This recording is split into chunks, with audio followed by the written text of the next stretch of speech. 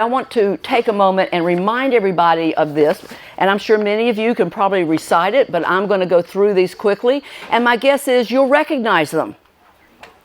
We're going to know a new freedom and a new happiness. Anybody? Whoop, there we go. Oh, better hold on to things. I never make notes for anything, but I did for this. We will not regret the past nor wish to shut the door on it. I may not be there 100%, but I'm making movement there, right? I will comprehend the word serenity. That one's a big one for me. And we will know peace. Yeah. No matter how far down the scale we have gone, we will see how our experience can benefit others. That feeling of uselessness and self-pity will begin to disappear. Self-seeking will slip away, and we will lose interest in selfish things and gain interest in our fellows. Our whole attitude and outlook on life will change. Our fear of people and economic insecurity will leave us. I'm still working on that one too. We will intuitively know how to handle situations that used to baffle us. And we will suddenly realize that God is doing for us what we could not do for ourselves. Yeah, amen. Those are the promises. No matter what A group you're in, those are the promises. And if you're working a recovery program, then you've had at least a taste of all of those. And my belief, and this is, in all honesty, based largely on my journey in my recovery program, as well as people I've interacted with over the years, is that gratitude is one of the primary paths that take us from the focus on our not enoughness is what I call it. That hollowness inside, that no matter how much we might use, how much sex we may have, how many material things we may buy, it just is never enough. Anybody relate to that? Yeah. And we start there. I don't know of any of us that didn't start there in one way or another. For me, my first steps towards gratitude happened the night, February 3rd, 1984. I'm going to get emotional. When I walked into the rooms of Alumni. And gratitude, I can tell you, was not part of my repertoire back then. I was as entitled and as unappreciative and as had feelings of unworthiness out the wazoo. And I just, couldn't understand why the world wasn't the way I thought it should be. And of course, all of my problems were because of that person I was living with, my partner. It was all his fault.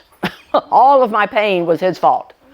And I walked into the room on that Friday night, and my memory is that I just cried the whole hour. Now, my sponsor said that wasn't really true, but then, what the heck does she know? And, and for the first time, truly, in my entire life, I felt like I had found home. I felt like I didn't even have to say anything, and they knew. They knew my pain. They knew my hopelessness. They knew my despair. And they knew I didn't know how to get out of it. I did not know the path. And they were able to love me in all of my messiness. And I found a place I didn't have to hide anymore. Or at least I could expose more of me. I can't say it was 100% yet. I wasn't yet that trusting, nor was I yet that insightful in myself. But it was a place I felt safe to begin exploring. Who am I? And begin looking at those places in me that, to me, in my judgment, just really looked ugly. Places about me that I didn't accept. Places where I was selfish and incredibly self-centered. Where I was mean and cruel, even though I did not recognize that. So for me, that I think, when I think of gratitude, I remember that meeting as being the very first moment of what I would consider to be true gratitude. Yes, I'm a Southern girl, so I was trained to be courteous, right? I know how to say thank you, ma'am. I was very good at that, please and thank you. But that didn't mean I knew gratitude. It just meant that I knew how to be polite. And my thank yous very often didn't really mean I was grateful for whatever it is you just did or for me or whatever it may have been. It just meant I was polite. And the journey of recovery, beginning that fateful night, has taught me about gratitude in ways and to a depth that I would have never imagined 41 years ago. Closing on 42, for which I am incredibly grateful as well. Yeah, it's been a day. It's been a day. So that was my beginning. My guess is for some people here, coming in the doors of Pavillon may have been that moment for you. Or sitting in that first group and you're listening, going, oh my gosh, listen to them. They're talking about things I would have never, ever exposed. And you began to build a family. And you began to feel a little bit safe. And you began to slowly expose yourself to you and to others, and found out that we weren't judging you. You were the one doing that. That was one of the biggest lessons for me along this journey, was that other people did not judge me the way I did. I was always my harshest critic. And that is one of those lessons that I'm very grateful for. Because as my gratitude has grown, the criticism has decreased. It's one of the many gifts of recovery. Is that you know this voice? Anybody know this voice? And when I do that, you know what I'm talking about, don't you? That voice, I cannot honestly say it's not there. I wish, but I can't say that. What I can say is that through recovery and through cultivating gratitude in the moment, that voice has gotten a lot quieter. And for that, again, I'm incredibly grateful, because I didn't know how to quiet it before. And recovery has given me that. I remember a time, do you remember those days of desperation before you got here? You know, and for those of you who are family members before you got them here, thinking it was never going to be any different. You know, the pain was was endless and it would be there forever. About 9 months after I came into recovery, I knew that the relationship I was in that was just so painful for both of us needed to end. And I knew I couldn't do it. I knew I couldn't do it. And I had one of what we often call in the program a God moment. And again, that was my second gratitude that the journey of recovery gave me. I was sitting there one night with my partner, just on the inside, in excruciating pain, going, I know for both of us, this relationship needs to end, and I can't do it, help. And literally, within 15 minutes, my partner said, Shannon, I think we need to go our separate ways. Truly, within 15 minutes, bam. Another gratitude. I just sat there with tears coming down my face, going, I don't know how I will get through this, but I know I will. Because I felt like I couldn't breathe. And second gratitude, I believe that's God will do for us what we cannot do for ourselves. So when we talk about the promises and we talk about how do these things come our way, so much of it is about developing gratitude. And I don't mean just the big things or the dramatic moments like that one was for me, but the little gratitudes. Like the time your sponsor pats you on the back and goes, man, good job. You know, I remember when you used to, and you don't anymore. Awesome. Awesome. Those little moments of gratitude when we begin to notice a little bit of change.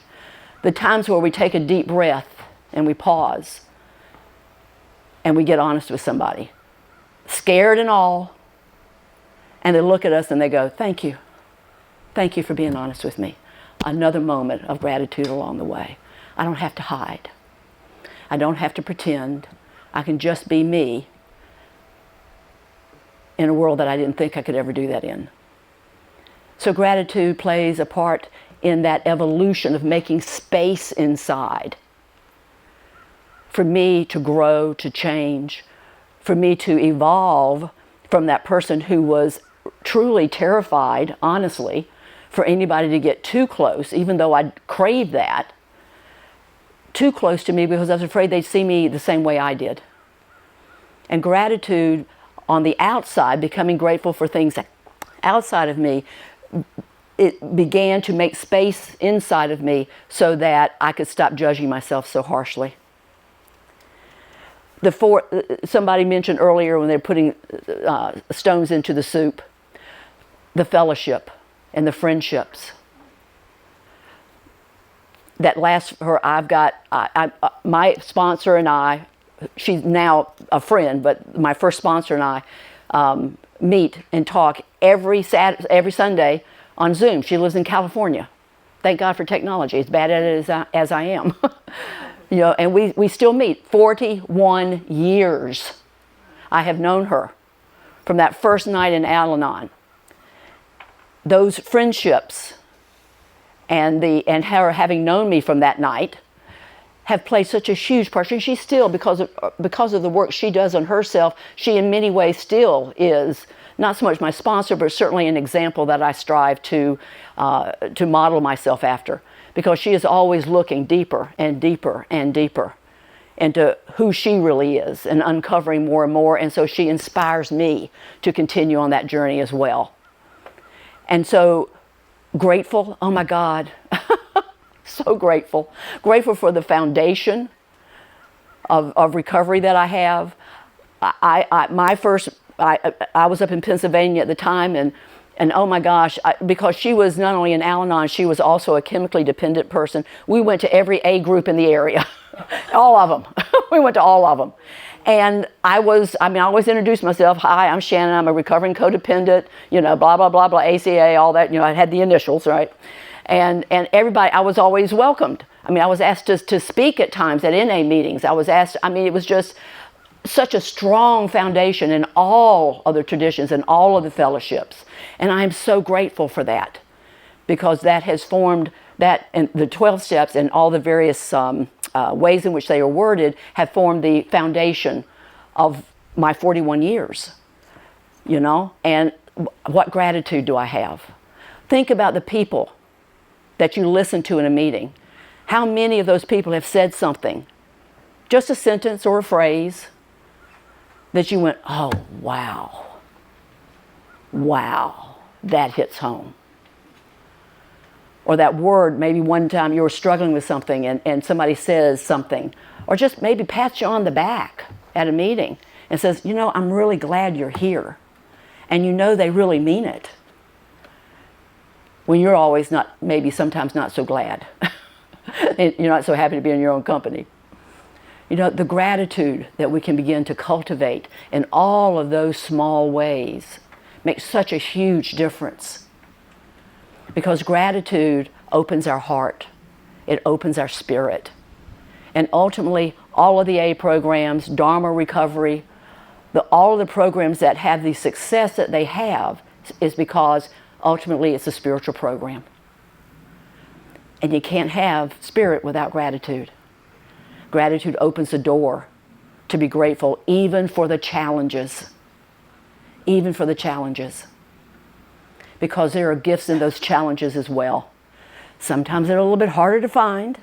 It's the pain or the anger or the hurt or whatever it may be blocking or kind of interfering a bit with us finding them. But even having just the mindset that no matter what is going on in my life, no matter how bad it may seem, that there's going to be a gift here.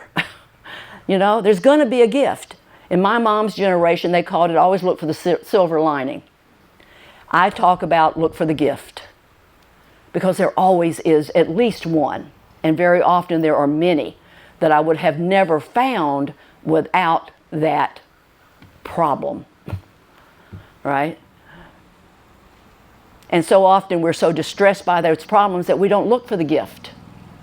But when we are practicing gratitude throughout our day, then one of the things that I have found begins to happen is that I begin to automatically look.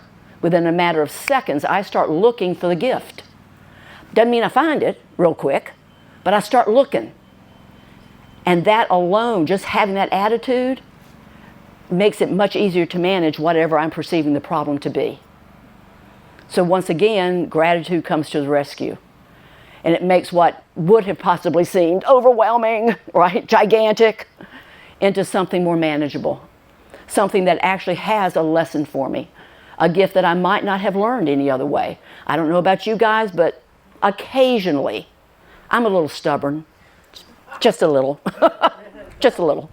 And sometimes the lessons need to be a little like a 2x4 upside my head, right? What can I tell you? Nowadays, I like to think, Spirit gives me maybe a 1x2. I think they've gotten a little easier than they used to be. But still, I can be kind of dig my feet in. And part of that is that it's when I lose track of gratitude. When my ego is whispering or yelling or whatever it's doing about what I don't have, what I think I should have, why don't I have this? This should have happened by now. Wah, wah, wah, wah, wah, wah, wah. You remember, anybody here remember Charlie Brown? Oh, yeah. Remember the teacher? Yeah. Wah, wah, wah, wah. That's kind of like what it sounds in there, right? Just all over the place, right? And when I lose track, when I'm in the wah, wah, wah, wah, when I'm in that, then yeah, things become overwhelming, and I dig my feet in, and then the 1x2 to the 2x4 has to come out, right? And when that happens, I need to click back into gratitude, because there's a lesson I wasn't paying attention to that is now being brought to my attention because of who I truly am. And who I truly am is spirit. And that is what Pavillon is based on. That we are not humans having a spiritual experience or seeking one, but rather we are, in fact, spirit having a human experience. And that is a huge difference. And when I remember who I truly am, then gratitude is a no-brainer. It just flows. It just flows. I have been fortunate to have this job. I have met thousands of people who have touched my life over the past, 1978. I've been doing this longer than a lot of you guys have been alive. So 1978, I was in mental health then, and so I didn't really appreciate or understand really anything. I was in my 20s, what did I know? And then in 1983, I got my first job in the addictions field at a men's halfway house. And I look at that as being really the beginning. And since then, literally there have been thousands of people that I have had the honor of interacting with who have shared their gifts with me. And let me tell you, have you ever heard, those of you in the rooms, have you ever heard the phrase, you spot it, you got it? Yeah. And how often do we like hearing that? Not at all, right? But the truth is that is very true. And everyone who has come into my office has taught me something about me. Everyone has shown me another aspect of me. How many people can say that? I'm so fortunate. And once again, even through my daily job, as stressful as I have felt that has been at times, there's more gratitude. How often do you look at your job and look for things to be grateful for? Rather than going, oh my God, this job is so stressful. And we go home and wah, right? Try going in the morning and actually make your goal to look for things to be grateful for. To actively look. Make that your goal for the day. And notice how it begins to shift your perspective. Because it will. Because it opens your heart to compassion. It opens your heart to forgiveness. It opens your heart to spirit, whatever that means to you. And those of you who don't go for that woo-woo stuff, let me put it in more scientific terms. It triggers dopamine, serotonin, and oxytocin. 3 of the best chemicals you can produce in your brain. And you can do it yourself without any help from anybody else, simply by emotionally feeling grateful. Think about that. The 3 most powerful, positive neurotransmitters that you can get your body to produce, you can trigger simply by emotionally connecting with gratitude. How friggin' simple is that? And yet, how often do we just kind of wait for something awesome to happen and fall in our lap before we're grateful? So recovery, in my mind, is paved with opportunities to learn gratitude. From every single that person who is stumbling in, that person who's coming in still angry and pissed off the way I was when I first came in, you know, whoever it is, those people who have 30 years of recovery, to the newcomer, everybody has something. That person that you pass on the street, that person that you don't give money to and you pass them on the street, or maybe you do. That person who is at the cash register and is just so stressed out, he or she is just not very friendly. The waiter or waitress who is struggling and just can't seem to get it right. They all have a gift for us if we are willing to open our hearts in gratitude. And when we do that, oh my God, we go from not enough to overflowing. Absolutely overflowing. Where not enoughness just disappears.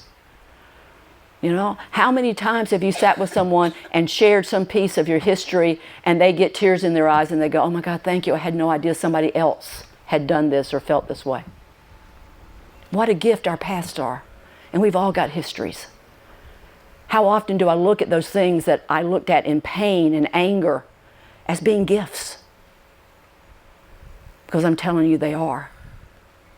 They are absolute gifts if we choose to use them that way. If we choose to bring out of it those things that sustain us. If we choose to use those things as ways to open our hearts. I had a miraculous moment back in the summer. I go out and walk on one of the trails where I live. And that person I mentioned earlier that was the relationship that I got into, Alumni, where I was feeling so hopeless and in despair. I'm walking along, just, you know, kind of doing a walking meditation. And over time, I've let go of this piece and I've let go of that piece. And, you know, like we typically do, we don't let everything go all at once, right? And so I've done a lot of that work. And all of a sudden, it was the most amazing experience. I'm walking along and all of a sudden there was just this profound moment of gratitude that person was exactly the way they were. Because if they hadn't been, I would not be here. If that pain had not happened, I would have continued suffering if it had not gotten that bad. Because I had a high tolerance for pain. Very high tolerance. And it would have just continued. But that brought me to the place that I couldn't anymore. Where we get, as we often say, sick and tired of being sick and tired. It brought me there. Thank God he was exactly the way he was. And I just started laughing. People are walking by looking at me, you know, because I'm just laughing. Tears are coming down my face. You know, it's like, wow. Gratitude. Gratitude. It changes our lives. And we are the ones in control of it. Not what happens out here. The history with him didn't change. It was what it was. But boy, did I. That's one of the many gifts of recovery, is that I changed. I got into my recovery when my daughter was about 12 years old. And in her 20s, she came to me and she said, Mom, you know, the best gift you ever gave me was when you got into Al-Anon. Because I became slightly less crazy. Not a lot at that time, but slightly less crazy. And I began to live in a different way, and that showed her it was possible. Our recovery, how we live our recoveries, are one of the best gifts we can give to the people we love, whether they ever appreciate it or not, because it comes from our heart. So gratitude, in my mind, is one of the cornerstones of recovery. Part of what I've learned is that gratitude makes whatever I have enough. Whatever it is, it's enough. I didn't used to have that attitude. There was never enough. And now there is. During my husband's illness, some of y'all know, some of you don't, he was ill for a very, very long time. He had emphysema. And the last few years as he was dying, it was more and more of a challenge for me because I had to confront my issues. Go figure, right? And what a gift that was. What a gift that was, because it forced me to make a choice. I could go inward and change, or I could become bitter. My choice. I chose to go inward, heal my issues so that I could show up the way I wanted to. Gratitude. Thank God for his illness. Never thought I'd say that. But thank God for his illness, because it was another part of my journey and his, but I can't speak for him. There is nothing that happens, there is not a day that goes by that does not have gifts. Our job is to pay attention to them. That's all we have to do. Pay attention to them and cultivate appreciating them. I oftentimes, and some of you have had this assignment from me, I have an assignment that I oftentimes give because, in all honesty, gratitude is not only not big in our culture, we're a very entitled culture, but typically when people are first getting here to Pavillon, gratitude is not at the top of their list. Not feeling real good about themselves typically. So one of the exercises I often give out is what I call proactive gratitude. So I'm going to give it to you. This is what I would encourage you to do for yourselves. At least 4 times a day. Now here it's easy. We do kind of breakfast, lunch, dinner, and bedtime because, things are so regulated. But 4 times a day, 3 or 4 times a day, just stop what you're doing. And just look around and ask yourself, in this moment, not yesterday, but in this moment, not this morning, in this moment, what can I find to feel grateful for, thankful for, or appreciative of?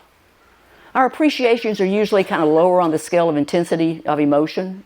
But here's the kick. You got to actually feel it. You know how you've oftentimes done, that gratitude. How many people here still do a gratitude journal or some version of that? Yay, good, way to go.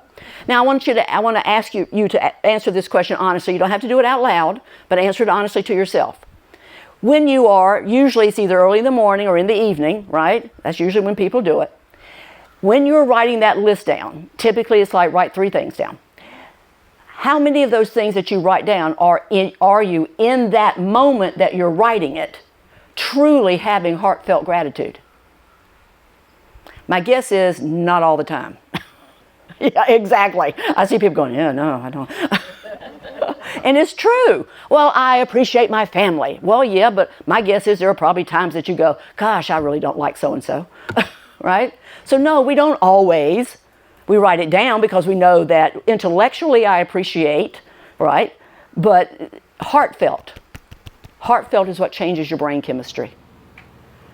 So part of what I have people do is, on a scale of 1 to 10, 1's count, but it's got to at least rate a 1 emotionally for you to write it down. And I encourage you to write down those things each day, because we know that when we write something down, we're more likely to remember it, and it gives us a way of reverting back to something that makes us feel good when we're having a bad day.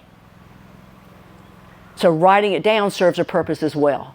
And I will promise you, because I have seen this happen over and over and over again, that if you will actually begin that process, you will literally train your brain. You will literally train your brain to be optimistic. You will train your brain to respond to things in a different way. Your brain will begin to, throughout the day, pump out serotonin and oxytocin and dopamine. And you won't need to reach for anything else that does that.